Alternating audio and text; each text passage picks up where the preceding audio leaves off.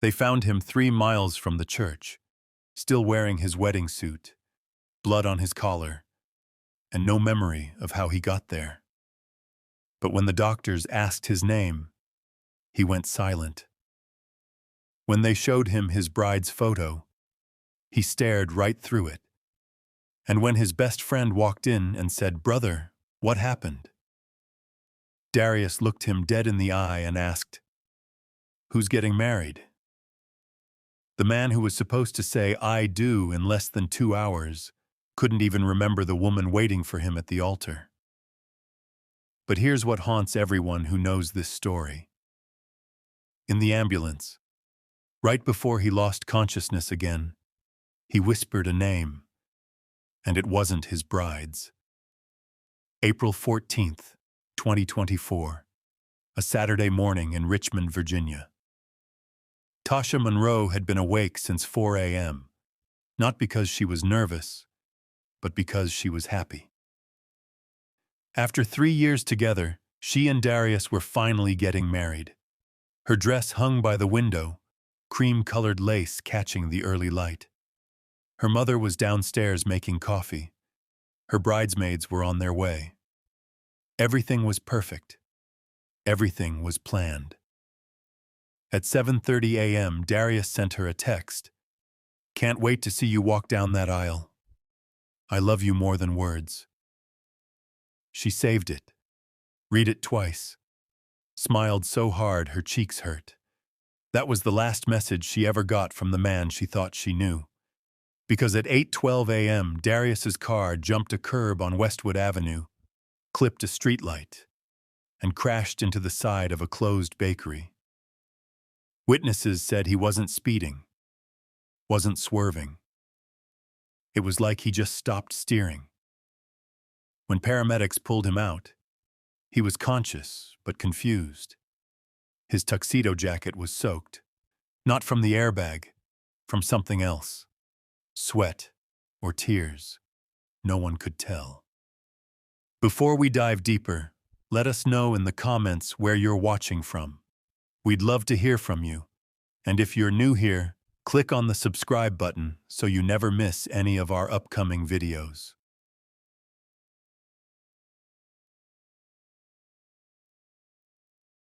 Tasha got the call at 8:47 a.m. She was in her wedding dress, hair done, makeup flawless. Her cousin handed her the phone and said, "It's the hospital." For a moment, she didn't move. She just stood there holding her bouquet, white roses trembling in her hands, trying to understand how the words, "your fiancé" and "emergency room" could exist in the same sentence on her wedding day. She didn't cry. Not yet. She told everyone to stay. Told them she'd be back. Told them the wedding was still happening. Her father drove her to St. Mary's Hospital. The whole way there, she kept saying, "He's fine. He's fine. He has to be fine." But when she walked into that room and saw him sitting up in bed, staring at the wall with eyes that didn't recognize anything, she knew. Something had broken. Not his bones, not his body. Something deeper. The doctor, a woman in her 50s with kind eyes, pulled Tasha into the hallway. "He's stable," she said. "No internal bleeding, no fractures. But he's experiencing what we call retrograde amnesia. He can't recall the last several months, maybe longer."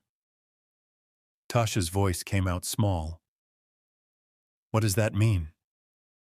The doctor hesitated. "It means he doesn't remember the engagement, doesn't remember planning the wedding. Right now, he doesn't remember you as his fiancée." Tasha went back in alone, sat beside him, took his hand. He looked at her the way you'd look at a stranger being kind, polite, confused. "Do I know you?" he asked. She tried to smile, tried to be strong. "Yeah," she whispered. You do, I'm Tasha. We're supposed to get married today. He blinked, looked down at the hospital bracelet on his wrist, looked back at her, and said, I'm sorry, I don't think that's right. That's when she broke. Not loud, not dramatic, just silent tears rolling down her face while she held the hand of a man who'd promised her forever and now couldn't even remember her name. But what happened next made everything worse. A nurse came in to check his vitals. Routine. Calm. She asked him if he knew where he was. He said no. She asked him what year it was. He guessed wrong. Then she asked, Is there anyone we should call for you? Family? A partner? And Darius, still staring at the ceiling, said, Yeah, call Maya. She'll be worried. The room went cold. The nurse looked at Tasha. Tasha looked at the doctor. No one knew who Maya was. Tasha spent the next 2 days trying to pull him back. She brought their photo albums, showed him pictures of their first date at the state fair, the night he proposed by the river, the trip they took to her grandmother's house in Carolina. He looked at every picture like it was someone else's life. That's me? He'd say. We did that? She played him voice memos he'd sent her. Silly ones, sweet ones. Hey, baby, just wanted to hear your voice. He listened, smiled a little, but it didn't click. It was like watching someone try to remember a dream they never had. Her friends told her to give him time. Her mother said to pray. Her father said to be patient. But Tasha wasn't just heartbroken. She was terrified.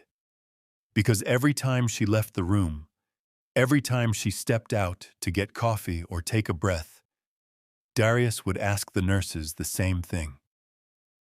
Has Maya called yet? On the 3rd day, Tasha couldn't take it anymore. She sat down beside him, held his face in her hands, and asked the question she'd been too afraid to say out loud. Darius, who is Maya? He looked at her. Really looked. And for the first time since the accident, something flickered behind his eyes. Not recognition. Fear. I don't know, he whispered. But I think I did something terrible to her. Tasha went home that night and tore through everything. His closet, his drawers, his old boxes in the garage. She wasn't sure what she was looking for until she found it. A shoebox tucked under a stack of old DVDs. Inside was an envelope. No name, no date, just a photograph. A woman, late 20s, dark hair pulled into a bun, a scar running along her jawline. She was smiling, but her eyes looked tired. On the back, written in faded ink, were 4 words. I'll wait for you. Tasha's hands shook. She didn't recognize the woman, didn't recognize the handwriting. But she knew, deep in her gut, that this was Maya. She flipped the photo over again, stared at the face, and that's when she noticed something else. In the background of the picture, barely visible, was a house. A small brick house with a green door. And Tasha had seen that house before. Not in person. In the news. 2 years ago, a house fire in Southside Richmond had killed a young woman. The story made headlines for a week. The victim's name was Maya Delgado. Authorities said she'd been trapped. Said it was an electrical fire. Said it was a tragedy. They also said her boyfriend had been there that night. That he'd tried to save her. That he'd barely made it out alive. They never released his name. But Tasha knew. It was Darius. Tasha didn't tell anyone what she found.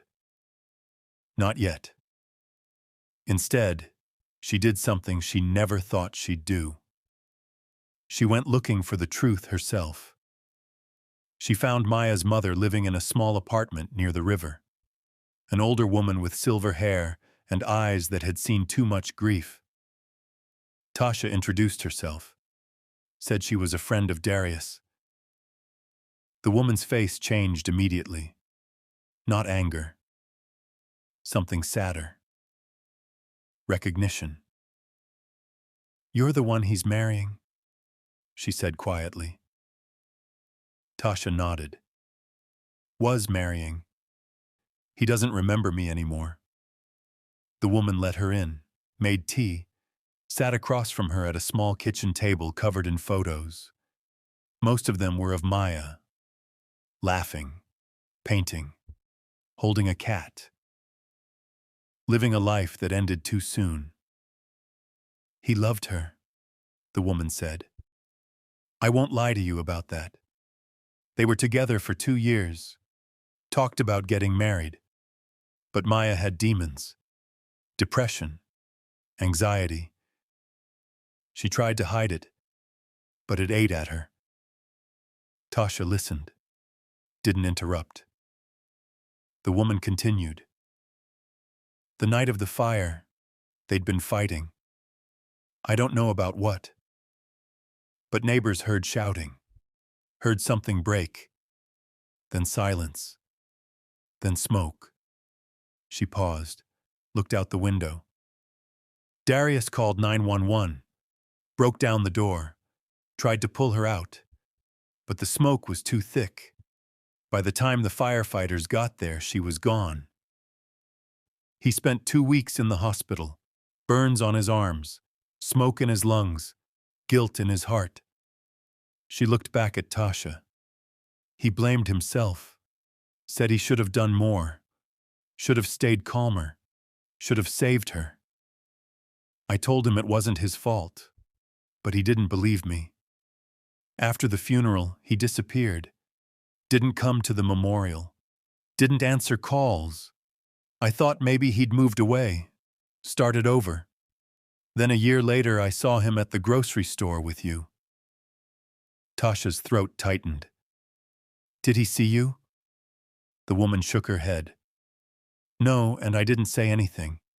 He looked happy. I didn't want to take that from him." She reached across the table, took Tasha's hand. "But here's what you need to understand. Darius didn't forget you because he stopped loving you. He forgot you because his mind couldn't carry both. The guilt of losing Maya and the hope of loving you. So when that accident happened, when his brain got shaken up, it grabbed onto the thing it never let go of. Her." Tasha went back to the hospital the next morning. Darius was sitting by the window. A nurse said he'd been there since sunrise. She sat beside him. Didn't say anything at first. Just watched the way the light hit his face. After a long silence, she spoke. "I know about Maya." He turned to her, his eyes filled with something she hadn't seen before. Relief, like he'd been holding his breath for 2 years. "I didn't want you to know," he said. "I thought if I buried it deep enough, it would stop hurting." Tasha's voice was soft. "Did it?" He shook his head. "No, I just got better at pretending." She asked him to tell her everything, and he did. He told her about the fight, about how Maya had been drinking, about how she'd said things she didn't mean, and he'd said things he couldn't take back, about how she'd locked herself in the bedroom, about how he'd smelled smoke 30 minutes later, about how he'd kicked the door in and found her on the floor, unconscious, about how he'd screamed her name and dragged her toward the window, but the flames were faster, about how the last thing he remembered before the firefighters pulled him out was her hand slipping from his. "I should have gotten her out," he whispered. I should have been faster. Tasha wiped her eyes. You tried. That's all anyone could have done. He looked at her. But I survived. And she didn't. How is that fair? She didn't have an answer. Because sometimes life isn't fair. Sometimes people die and the ones left behind spend years wondering why they got to stay. But Tasha understood something in that moment. Darius hadn't been running from Maya. He'd been running from himself. And when the accident erased his memory, it didn't erase the grief. It just moved it. Made it nameless. Made it a ghost he couldn't see but could always feel. She reached for his hand. I'm not asking you to forget her, she said. I'm asking you to let yourself heal. He closed his eyes. I don't know how. She squeezed his hand. Then we'll figure it out together. 3 weeks later, Darius's memory started coming back. Not all at once. Not in a flood. But in pieces. A song on the radio that reminded him of their first dance. A joke Tasha made that he suddenly remembered laughing at before. The way she took her coffee. The way she hummed when she was nervous.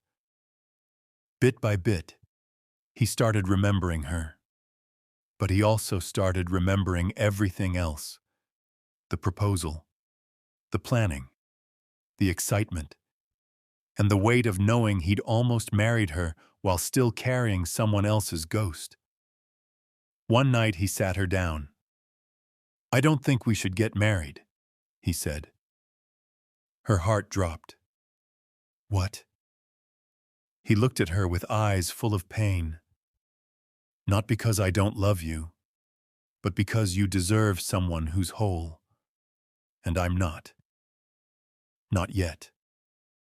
She wanted to argue, wanted to tell him he was wrong, but she also knew he was right. Not because he didn't love her, but because love isn't enough when you're still bleeding from wounds that never got stitched. So she said the hardest thing she'd ever said. Okay. They didn't break up. They didn't walk away. They just stopped pretending everything was fine. Darius started therapy, started talking about the fire, about the guilt, about the years he spent trying to outrun grief by building a new life. Tasha stayed, not as his fiancée, but as his friend. Because sometimes love looks like letting someone fall apart so they can put themselves back together the right way. And slowly, over months, Darius began to heal. Not by forgetting Maya, but by forgiving himself. He visited her grave for the first time since the funeral, brought flowers, sat in the grass, talked to her the way he should have talked to a therapist years ago. He told her he was sorry, told her he missed her, told her he hoped, wherever she was, she'd found peace. And then he told her something he'd never said out loud. I'm going to be okay. When he stood up, the weight on his chest was lighter. Not gone, but lighter. And that was enough. A year later, on a quiet Sunday in May, Darius and Tasha sat on the porch of her grandmother's house in North Carolina. The same house from the photo album. The same place he'd once proposed. They weren't engaged anymore. Hadn't been for months. But they were something better. They were honest. She looked over at him. Do you ever think about what would have happened if you hadn't crashed? He thought about it. Yeah. I think I would have married you. And I think I would have spent the rest of my life pretending I was fine. And eventually, you would have seen through it. She nodded. Yeah, probably. He smiled a little. I'm sorry I put you through all that. She shook her head. I'm not. Because now I know who you really are. Not the version you wanted me to see, the real one. He looked at her. And? She smiled. And I still love him. He laughed. A real laugh. The kind that doesn't carry weight. Even after everything? She reached for his hand. Especially after everything. They sat there for a while. Didn't talk. Didn't need to. Because sometimes the strongest love isn't the one that never breaks. It's the one that breaks, bleeds, and still chooses to stay. 6 months later, they got married. Not in a big church, not with 200 guests, just them. A courthouse, 2 witnesses, and a promise that was different than the first one. This time, it wasn't about perfection. It wasn't about fairy tales. It was about truth. About showing up even when it's hard. About loving someone not despite their past, but because of everything it taught them. And when the officiant asked Darius if he took Tasha to be his wife, he didn't hesitate. He looked her in the eyes and said, I do, and I remember why. So here's the question I want to leave you with. If you were Tasha, could you have stayed? Could you have loved someone whose heart was still mourning someone else? Or would you have walked away to protect your own? There's no right answer. But I think the reason this story matters is because it reminds us that love isn't just about the happy moments. It's about the hard ones, the ones that test you, the ones that make you choose between what's easy and what's real. Darius didn't forget Tasha because he didn't love her. He forgot her because his mind was protecting him from pain he'd never processed. And Tasha didn't leave him because she knew that sometimes healing takes longer than we expect. And sometimes the greatest act of love is giving someone the space to become the person they're meant to be. So tell me, what would you have done? Drop your thoughts in the comments. And if this story made you feel something, share it with someone who needs to hear it. Because we all carry ghosts. The question is whether we let them haunt us or teach us. Thanks for watching. And remember, not every love story ends the way it begins. But the ones that survive the fire are the ones worth holding on to.